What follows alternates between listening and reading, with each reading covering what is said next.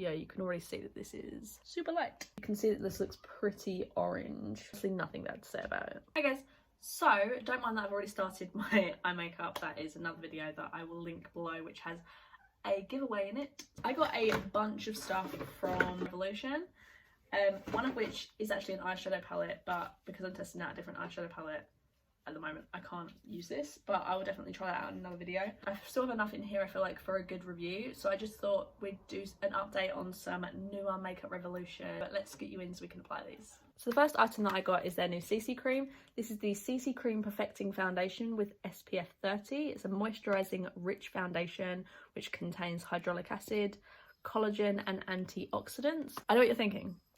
You have oily skin. Why are you testing out a moisturising foundation? I think this is meant to be a kind of dupe for the Fenty foundation. It's in like similar kind of packaging. It's, you know, got SPF, moisturising, you know, all that kind of stuff. I tested it yesterday. It does not like my skin. but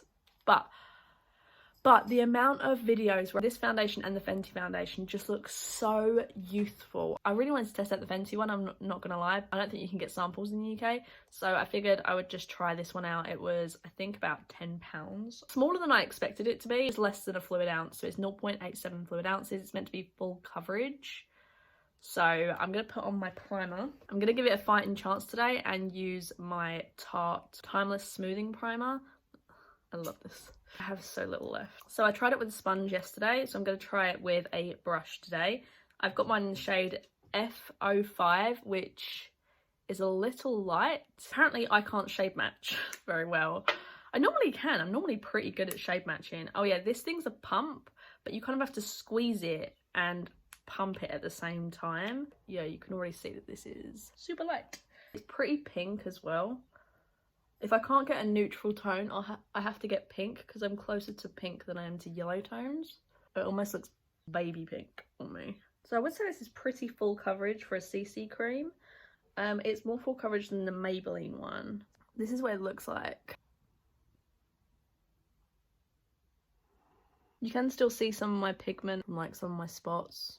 But it's pretty full coverage. I think it's more because I have the wrong shade, possibly, than its coverage level. I'm pretty impressed. The only thing, like I said, is the longevity does kind of break apart because of the oils in my skin. For me personally, I'm gonna have to use this as a mixer. Firstly, because of the shade. Secondly, because it's more of a moisturising foundation, I just can't use it by itself, unfortunately. But I have been mixing foundations a lot recently and enjoying it, so I think I will try that and test that with this one. Next is the Conceal and Define Infinite Longwear Concealer. So this is meant to be like a 16-hour wear concealer. The shade 0.02. It has a nice big doe foot. I like big concealer doe foots. It is more of a neutral tone than a pink tone. It will just even this out a little bit. I have seen reviews of this concealer and a lot of people say this is more of a mattifying concealer compared to the original. So again, I tested this out yesterday and I didn't see a huge difference between the original Conceal and Define and this one. I thought this was going to be like super mattifying. Like the Urban Decay one where literally you blend it out, it's like boom, boom, boom, done. And it's so matte. This is more mattifying than the other one, but I don't see a huge amount of difference. I thought because it was going to be more mattifying, it would have possibly more coverage, but no, I don't see a huge difference. Like, it's a good concealer. You can kind of see a little bit still of my darkness. So I'm just going to set my under eyes with my Colourpop powder. I'm going to set my face with my Revolution lace powder, and then I'll come back to do like bronzer and all that kind of stuff, so I'll see you in a sec. I just set my whole face with this just to give it a little fighting chance. They have updated this packaging, it's just that I've got over half left, so I just didn't see the point of buying a new one when I can still use this one. Revolution brought out these new bronzers, and I really do like watching Soph Does Life, and she really loves this. I think it was like one of her monthly favourites or something, or her recent favourites.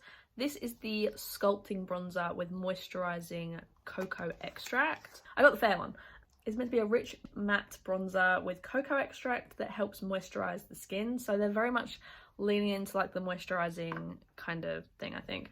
It comes in this packaging, which fake kind of snake skin or something. This is what it looks like. It's actually a lot more warm tone than I thought it was going to be. Looking at the shade online, it looked a bit more neutral. It is kind of warm. So we're just going to bronze up and then I'll contour in a moment. So especially against my super pink skin, you can see that this looks pretty orange. I actually thought this was meant to have, that's why I was kind of surprised that it said matte for a second, because I was under the impression from what Soph said that this is more of like a sheeny bronzer. Look pretty orange right now, and it is pretty. It's a nice formula. I just don't think the shade works for me. Contour using I realised I haven't used this since I was in Malaysia, the L'Oreal Infallible Pro Contour Palette. I'm just gonna do the rest of my makeup and then we'll come back to do the brows. I keep losing things. So I got another Makeup Obsession item because last time I tried out Makeup Obsession brow products, I was really impressed. So I figured I'd try another one. This one's actually a skinny brow pencil. The previous one was like a slimline, but one of those kind of triangular ones. The quality of the packaging, I really enjoy Makeup Obsession brow products. Like the two I've now tried, I really like. So Fine brow pencil. This is nice and weighty. This is metal, I think. And then you have your spoolie on one end and your slimline pencil on the other. I got mine in the shade dark brown.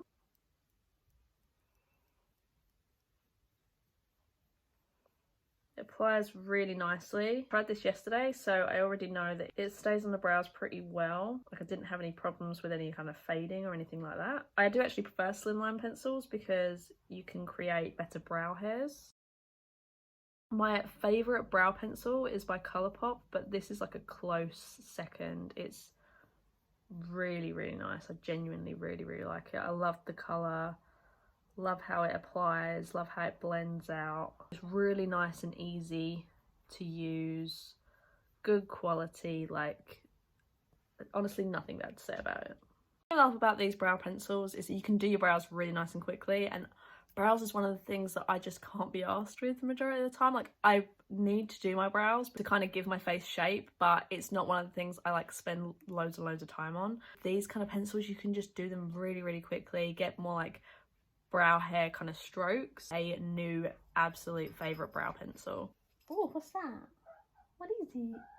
Oh, hello. So I finally got my hands on the soap styler. If you watch Instagram a lot, you might have seen the Iconic London soap brows, and I was so tempted to get them because every time I saw them, it made people's brows look so full and fluffy, and I love that look. That is the look I go for with the littlest effort possible. So I got the Revolution version. This does come again with like a toothbrush kind of thing. I tried this yesterday. Kind of weird because this is so hard. You just rub your toothbrush in here and then kind of brush through your brows. I don't know if you're meant to do this before or after, but I've been doing it obviously after my brows.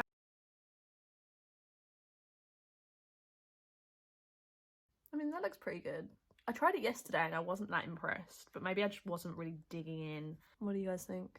They don't look a huge amount different. I just feel like I've got a lot of soap in my brows. I feel like a normal brow gel that you kind of put through does, like a tinted brow gel is better in my opinion, at least just for my brows.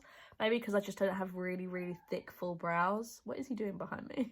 What are you doing? Just a few more things. I have the Flick in brown. I'm not sure how well this is going to come off considering I have pretty deep eye today. There we go. I already love the black one. I use it a decent amount. This brown one's like really pretty. It's like really pretty bronze packaging. Don't love the shade of that brown, but you know, I'll test it. I'm just going to line my eyes today. Still really easy to use, nice and pigmented. It is like shiny liner. I don't have highlight or anything like that on that part. It is a shiny liner. It's okay, like it's just not my favourite brown shade, so I feel like I wouldn't pick this up that often. I love the shade of the packaging. It's really nice and easy to hold. The tip's really nice and easy to use. It's just the shade. Lastly for eyes, I have a new mascara. So personally, I'm not the biggest fan of Makeup Revolution mascaras. I've tried the original Revolution mascara and the waterproof version, and they're just not my favourite. This is the Big Lash XL Volume Mascara. I haven't even opened this yet. I mean, I took it out of the packaging, but I haven't actually seen what the wand looks like yet. Oh, it's a very spiky wand. Interesting. It is a plastic wand. They're not normally my favourite. I prefer natural bristle ones. Curl my lashes. XL, I would think like volume. It grips the lashes nicely. It's very much like a separating mascara.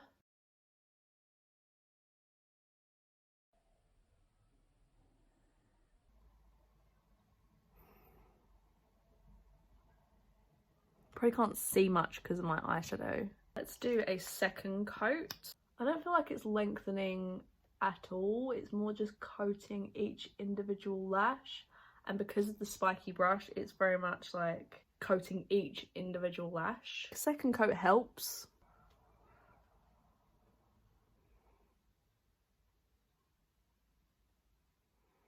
Not my favourite. I would definitely just say if you want volume, I Need a Miracle is definitely one of my favourites. If you want separated lashes, sure, this is pretty good because of the spiky brush. It reminds me of Scandalous or Scandalize, I think it is, by Rimmel. That kind of packaging. Okay, lastly, I have one of their lip glosses. So I'm just going to line my lips with the Goss Vintage Pink Essential Lip Pencil. I have the Pout Bomb. This is a plumping lip gloss with vitamin E. I got mine in shade Candy. I actually thought this was going to be a nude. It's actually like a really pink shade. I wanted to test it out because I thought it might be very similar to the Fenty Beauty ones. But you can see how kind of like, it's not this pink, it's that pink. Because the large applicator, you get a good amount of gloss and you don't have to really re-dip. It does have kind of like a minty taste, not as nice as the Goss ones that I recently reviewed, but it's nice. It's nice for an affordable gloss. You get a lot in here. Very much exactly the same packaging. Exactly the same. But they have a bunch of shades of these, so if you like glosses and you know you want an affordable gloss with a nice big doe foot, I think this is a nice one to try out. So that's everything for the video. If you enjoyed it, please give this video a like. I would really, really appreciate it. And I hope to see you all very soon in the next video. Bye!